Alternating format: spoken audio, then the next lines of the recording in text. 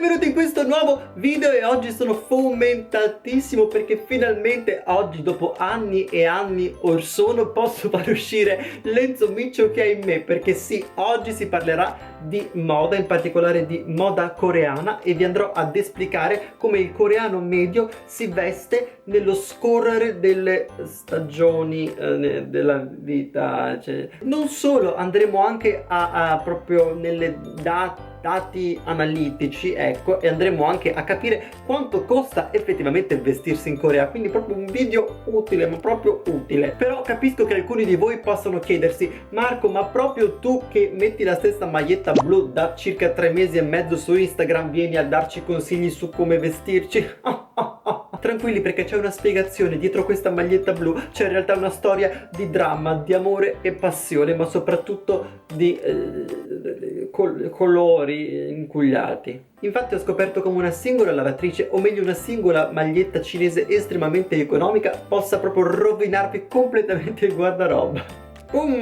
Tutto completamente rovinato, e quindi mi devo rifare il guardaroba adesso. Che felicità! E tu dici: Marco, ma ora che ti rifai il guardaroba non ci fai vedere le cose bellezzosissime che compri per diventare così affascinoso? Non vi preoccupate, perché finalmente anche io mi sono fatto 21 buttons, ragazzi, per la felicità di tutti quelli che sotto ogni video mi chiedono: ma dove hai comprato sta maglietta? Ma dove hai comprato questa tua bellosità? Se non la conoscete, è un'applicazione sul fashion, sulla moda, che vi permette di prendere ispirazione e quindi trarre ispirazione dagli altri per poi crearvi un vostro trendy vestiario di cose. Io già la conoscevo perché la usa Issima91 Cristiano, l'amore mio della vita. Se non lo conoscete ve lo consiglio assolutamente, è uno youtuber proprio favoloso che fa morire da ridere. Comunque insomma lui la usa e quindi io già la conoscevo. E voi dite: ma come lo uso questo 21 buttons? Ma soprattutto perché proprio 21 e non un altro numero? E come Forever 21, anche Forever 21 c'è sto 21. Perché se sto 21 ricorre così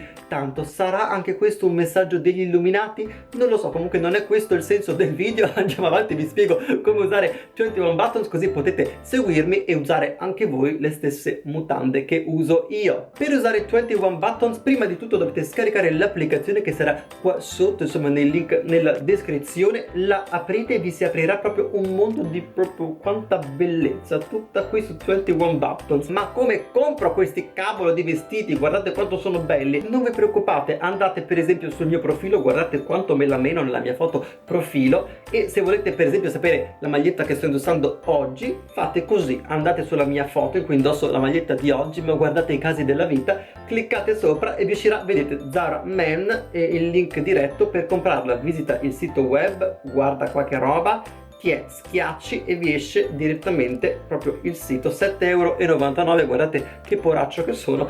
Comunque se volete comprarla c'è il link direttamente qui. E questo è tutto, ora possiamo incominciare a parlare di sta moda coreana.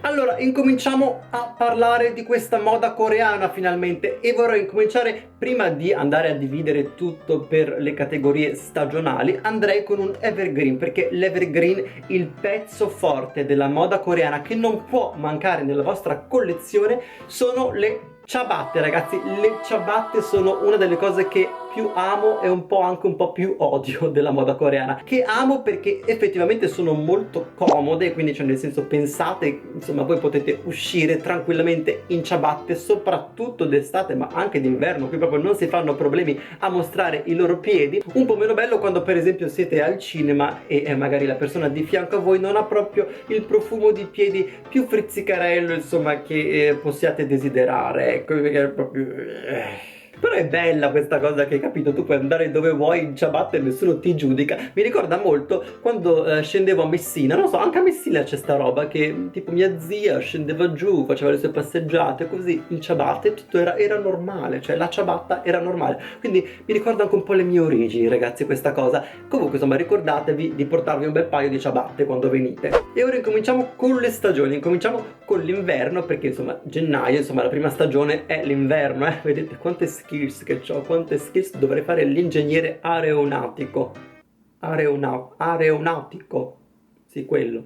In inverno l'uomo tipico coreano decide che la cosa giusta da fare è non mostrare il suo collo, infatti praticamente quasi tutti mettono sti colli alti qui, ma soprattutto i giubbotti quelli pesanti ma lunghi, quelli che arrivano alla caviglia. Io non so se anche in Italia c'è sta moda, ma in Corea hanno tutti questi giubbotti lunghi, ma proprio sembrano delle tende indiane, ragazzi. Comunque mettono quelli. Le ragazze invece decidono per qualche motivo che l'inverno è proprio il momento adatto per scosciarsi e far vedere le gambe. Io ho visto di quelle cose che voi umani proprio non potete proprio immaginarvi in Corea. La Corea arriva anche a meno 20 gradi d'inverno, capite? E vedete queste ragazze coreane scosciate, cioè magari hanno la calza sotto, però capite quanto può riscaldare una calza se avete proprio la minigonna che vi arriva sopra il sedere? Non lo so. Non solo sono scosciate, ma mettono di quei tacchi, ma tipo tacco 35 con una superficie di ghiaccio sul pavimento che è tipo di 18 cm. In Corea d'inverno c'è il ghiaccio per terra, capito? Quindi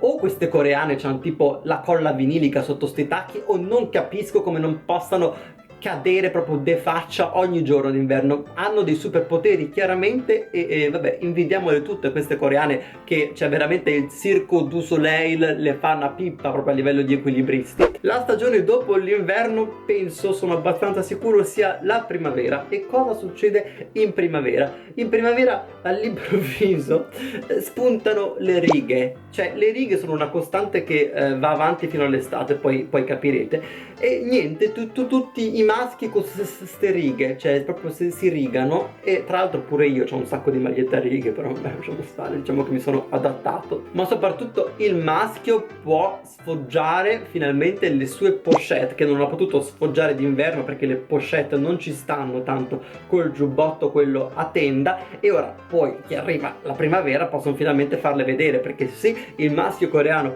medio ha la pochette e è una cosa che penso ci sia solo in Corea, spero, cioè non so se spero perché io ce le ho le pochette, quindi vabbè, comunque c'hanno le pochette. La donna invece finalmente può sbocciare in tutti i sensi, perché praticamente quasi ogni suo vestito avrà dei fiori addosso. Non si capisce perché, ma praticamente penso che svaligino tutti i vestitini. Avete presente quelli di Forever 21 che hanno tutti i fiorellini? Quelli, ecco, tutte quelle coreane hanno questi vestitini con i fiorellini. Quindi insomma, se venite in primavera addobbatevi di fiorellini. E l'estate è il momento di continuare con le righe per i maschi, perché insomma, come vi ho detto, è un po' un evergreen estivo primaverile. Ma soprattutto l'estate è il momento in cui spuntano i couple shorts, couple tutto. Cioè ci sono anche prima questi couple looks, però d'estate proprio principalmente esplodono. E voi dite, che cosa sono i couple looks? Dovete sapere che in Corea è molto di uso comune per le coppie vestirsi uguali. E per vestirsi uguali intendo vestirsi proprio uguali, cioè non è che dici c'è un orecchino di differenza, no, completamente uguali. E ho visto coppie anche con il taglio uguale, cioè la donna si è fatta il taglio uguale al maschio per essere completamente in linea. Quindi per dirvi quanto è bello, le ragazze sono più vestite d'estate che d'inverno, ve lo dico. E ora arriviamo all'autunno. L'autunno diventa la stagione un po' della merda, principalmente perché vedrete solamente marrone, cioè il vestiario del coreano medio di autunno è marrone, cioè varie sfumature di marrone, 50 sfumature di marrone, il che vi rende un po' il mood un po', perché cioè, se vedete marrone tutto il giorno, cioè capito raga, che ansia, cioè un po' di colore, vabbè, comunque insomma, se venite d'autunno in Corea marroncinatevi. E voi dite, sì, ma Marco, ma quanto costa poi effettivamente comprare queste cose per diventare così belli qui in Corea? E ve lo spiego subito. Andiamo ad analizzare prima di tutto due brand economici e due brand un po' più di lusso che ci sono da noi in Italia, incominciando da Zara. Zara, devo dire che in Corea costa un piccirin tantin di più, in generale intorno al 10% in più, quindi insomma non so se vi convenga particolarmente andare da Zara in Corea, però insomma se vivete qua da 2 anni e mezzo prima o poi ci dovrete andare. Invece H&M è molto più simile come prezzo, non capisco perché Zara costi un po' di più e H&M costi praticamente uguale, però è così che dobbiamo fare. Situazione molto diversa invece per i brand di lusso, che ragazzi, c'è veramente una roba allucinante. L'altro giorno sono stato da Gucci perché dovevo prendere un anello, insomma, per un nostro amico, un regalo di compleanno. Ho confrontato il prezzo con quello italiano e costava uguale. Ecco, ho detto, è la misera, ma Gucci quindi costa uguale in Corea? Ma allora va, compro tutto praticamente, no? Al che vado a informarmi per una cintura. C'è una cintura di Gucci che io voglio, ragazzi, alla follia, è troppo bella. Chiedo il prezzo e rimango un po' interdetto perché io avevo visto il prezzo sullo store di Gucci italiano ed era un pochettino diverso, ed effettivamente andando a controllare, a ricontrollare anzi, ho scoperto che quella cintura su Gucci Italia costa, ora ve lo dico subito ragazzi, 295 euro, che insomma sono tanti, però vabbè, è Gucci ragazzi. Mentre invece in Corea costa 480 euro ragazzi, 480 euro, cioè il doppio praticamente. Non è molto possibile, non è molto fattibile, quindi insomma i brand di lusso secondo me è meglio che insomma li compriate in Italia, ecco, questo poco ma sicuro, anche perché ho controllato anche Louis Vuitton e siamo lì, anche Louis Vuitton costa abbastanza tanto troppo qui rispetto all'Italia, quindi insomma diciamo che forse è meglio che ve li dimentichiate se venite qua in Corea a fare shopping. Diciamo che in generale conviene ovviamente comprare i brand coreani, e ci sono tanti brand che sono anche simili diciamo a H&M e Zara. In particolare c'è un brand che si chiama 8 Seconds e insomma forse è quello più simile sia allo stile insomma H&M zarroso, e mi piace molto, e i prezzi sono abbastanza in linea con appunto i nostri brand economici. Oppure in alternativa c'è un posto ancora più economico che si chiama Dongdaemun, e insomma come già vi ho fatto vedere nel video di Barbie, del ragù di Barbie, ci sono tutti questi palazzoni insomma gigantosi con dentro tutti questi negozietti in cui si può insomma non barattare, come si dice, negoziare il prezzo, insomma in generale sono tutte cose che sono abbastanza economiche, però insomma ricordatevi che se costano un po' troppo poco forse un motivo c'è e potrebbero rovinarvi il vostro intero vestiario con una sola lavatrice, quindi insomma io vi avviso. E questo è tutto per questo video, spero vi possa essere servito per capire un po' come funziona e com'è la moda qui in Corea. Potete seguirmi su Instagram e Facebook. Il caffè in questo video non ve lo chiedo perché è già una collaborazione con 21 Buttons, e noi ci vediamo nel prossimo video. Ricordate appunto di seguirmi su 21 Buttons, e tutti i link ci sono qua sotto insomma per vedere la mia evoluzione modaria. Ciao! Blah, blah, blah.